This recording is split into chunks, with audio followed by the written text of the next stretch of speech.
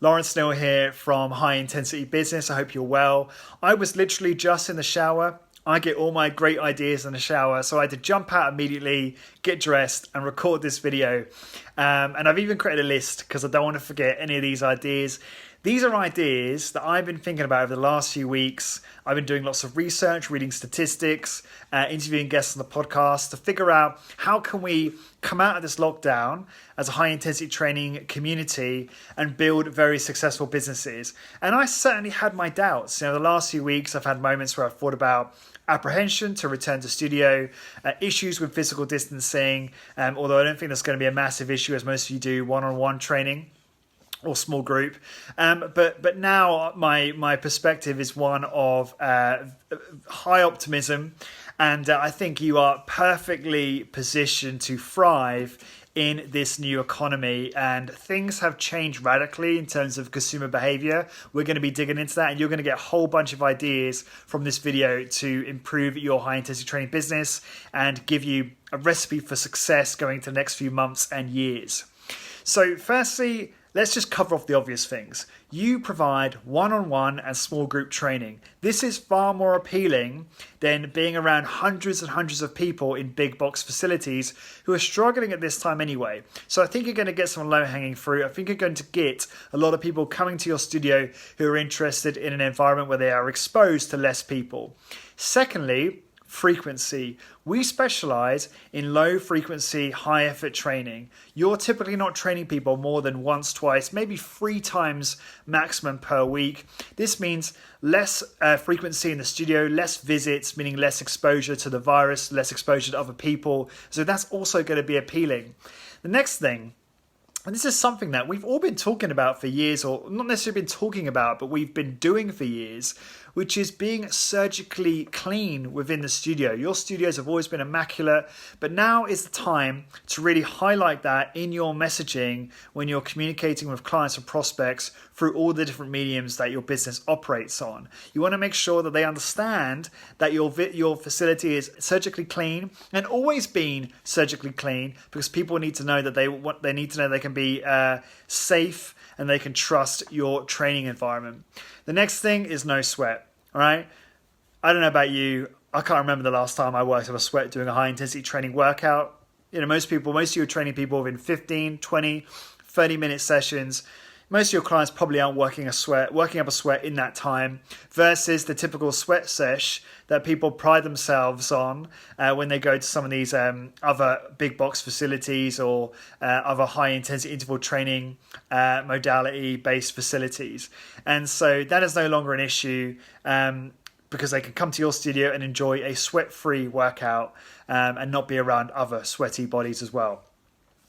And the next thing I want to mention on this is there seems to be an increase in people's investments in healthy products and organic food products specifically, which is kind of obvious, I guess, because people believe that by buying organic, by buying higher end food products or health products, that they're going to be improving immune function and mitigating their risk of being affected by the virus in a negative way. But I think this will go hand in hand with exercise. I think people are going to be investing in exercise solutions to improve immune function and make themselves more robust. So I think, again, another reason why personal training studios are going to be in a strong position going forward. Now, this is the most exciting part of this video, and one of the things I'm really excited about sharing with you, and that's something that I found out about probably about a week ago, which was a report published by Winbig Media. Winbig Media are a marketing agency that use data-driven analysis to provide very successful marketing campaigns for businesses. They're an 8-figure business, highly successful in the marketing space. They've grown to 8 figures in just 6 years. It's phenomenal success. And a key part of their strategy was that a few years ago, they invested about £500,000 in getting access to the largest consumer behavior database in America, which has 200 million American consumers on it with billions of data points. So this is incredibly effective in terms of being able to use that data to then create successful campaigns and strategies for clients. Nothing can come close in terms of how accurately you can target and build successful campaigns than having access to data like that.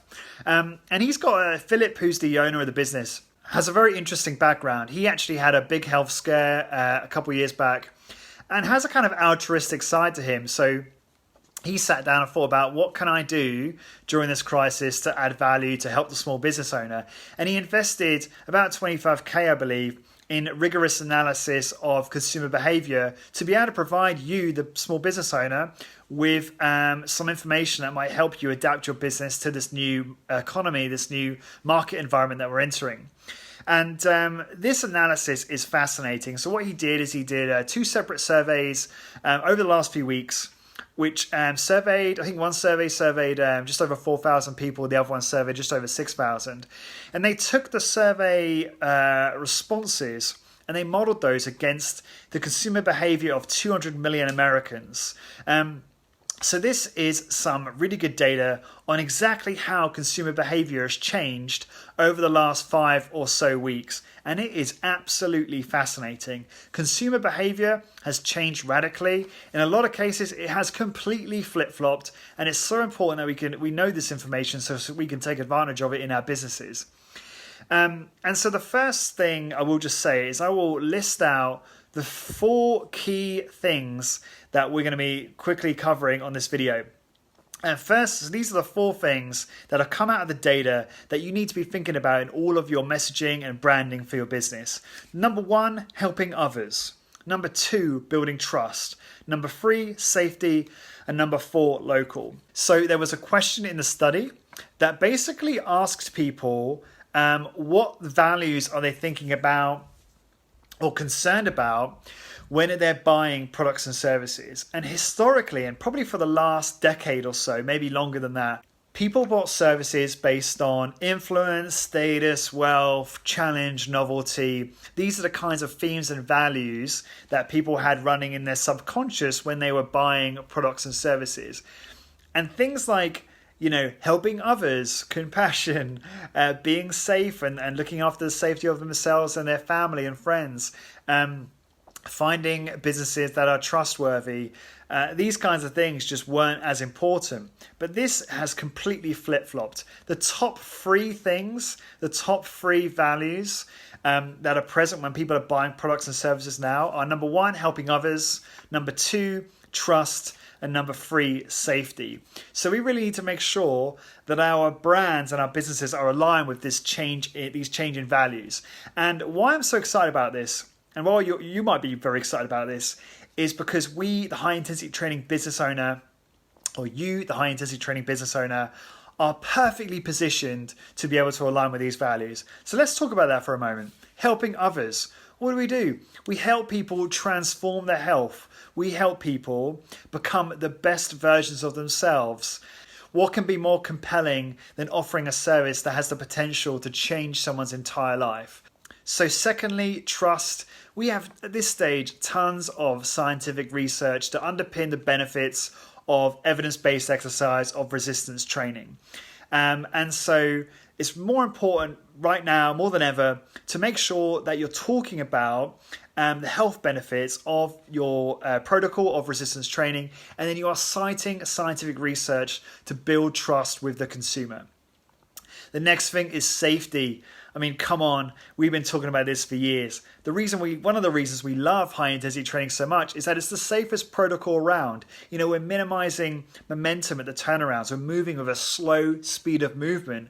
We're choosing exercises that are biomechanically safe and congruent with the human body. And we're using machines that have low friction and great strength curves and are very safe to operate in. And we basically design our entire service around an efficient and effective and very safe workout protocol. So this is nothing new to you. You just need to make sure that you're highlighting this in your messaging to your prospects and clients. So those are the top 3. And the 4th one I want to mention, which is also super interesting, is this emphasis on local. We're seeing a huge retraction in globalization. People aren't as interested in buying foreign products and services. They are more focused on their local community. They're more focused on helping the local small business owner. So people are prioritizing their spend there. And another fascinating trend we're seeing is we are seeing a big reduction in the consumption of national media. and we're seeing a huge increase in the consumption of local media. And this makes a lot of sense, right? Because national media is not as intimate, it's not as relevant to our local area, and it's perhaps more biased. Whereas we have a feeling that by consuming local media, it's going to be less biased, it's going to be more relevant, more intimate, and more bespoke to our specific situation. I don't know about you, but I'm tuning into Galway Bay FM, which is my local radio station, which has probably about, 20,000 listeners. And I'm tuning into that every single morning to find out how our local authorities are governing the local area. What are the policies in place? What are we allowed to do? What are we not allowed to do? And how can I look after the safety and welfare of myself and my family? So I'm tuning into that every day. So again, one of the things right now, one of the big themes is local, and you want to highlight the local qualities in your business, which again, most of us, you're probably perfectly aligned to take advantage of this. You've probably been serving your local community for years, and you want to make sure that you highlight some of that in your messaging. If you're a family business, for instance, that's been operating for 20, 30 years, you want to make sure you highlight that in the copy on your website. I saw this was executed very well recently by one of the members inside Hit Business Membership, Ed Collins, who literally on the home page of his website, the copy in bold in the top middle read, family-owned business for something like 20 years, which I thought was just perfect right now. So you really want to highlight the local qualities of your business, and that's really going to resonate with consumers at this point. So those are my main takeaways, and with that said, I'll just leave some thoughts for if you're just starting and if you're an existing high-intensity training business owner. So firstly, if you're just starting out, it's never been a better time to start a business. Many, many, many successful businesses started in a recession. Looks like we're entering a recession soon. And commercial real estate is in a very tight position right now. Everyone's discovered Zoom. You've got all these people who've never used Zoom before are suddenly jumping on and working remotely and talking to friends and family.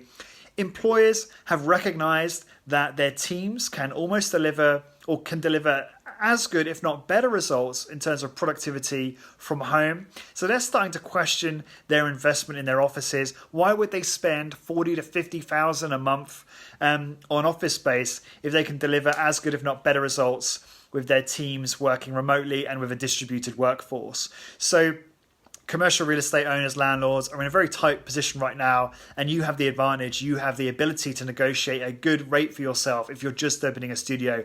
And obviously this applies to existing business owners as well. If you're an existing studio owner, you have the leverage.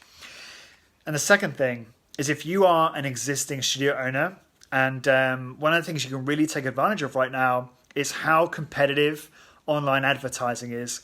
Google ads, Facebook ads. A lot of companies are very fearful right now. They're fearful about the future, so they're pulling their advertising spend.